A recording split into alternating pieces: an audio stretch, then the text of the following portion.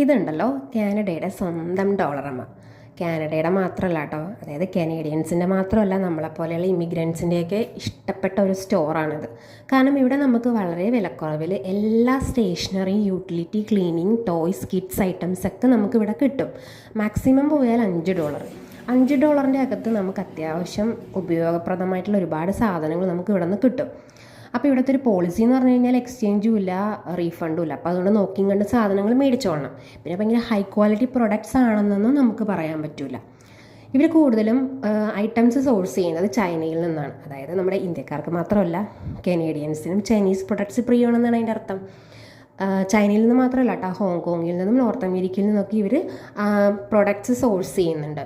ഒരു 33 വർഷം മുന്നേ പണ്ട് ഒരു ലെബനീസ് ഇമിഗ്രൻസ് ഇവിടെ വന്നിട്ട് സ്റ്റാർട്ട് ചെയ്തിട്ടുള്ള ഒരു സ്റ്റോറാണ് ഡോളറമ്മ.